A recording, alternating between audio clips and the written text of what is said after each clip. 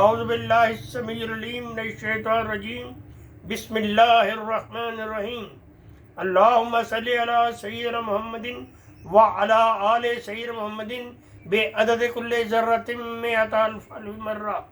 السلام علیکم رحمۃ اللہ وبرکاتہ۔ آج صلہ رحمی کے حوالہ سے عرض گزار ہوں۔ قرآن مجید اور حدیث رسول صلی اللہ علیہ وآلہ وسلم نے صلہ رحمی کو واجب قرار دیا ہے اور قطع رحمی کو گناہ کبیرہ قرار دیا ہے۔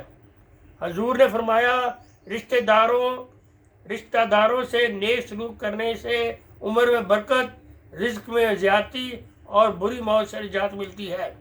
بخاری شریف میں ہے کہ رشتہ عرش الہی سے لپٹ کر کہتا ہے، جو اسے کاٹے ملائے گا اللہ اسے ملائے گا، جو اسے کاٹے گا اللہ اسے کاٹے گا۔ رشتہ کاٹنے والا جنت سے محروم ہے۔ صلہ رحمی یہ ہے کہ رشتہ داروں کو ہدیہ یا تحفہ دیا جائے، حسب طاقت ان کی امداد اور اعانت کریں، ان کے ساتھ لطف و مہربانی سے پیش آیا جائے۔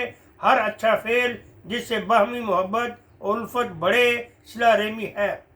آج دینی تعلیم کی بے خبری کی وجہ سے اس قسم کا کردار نبھانا مشکل ہو گیا ہے۔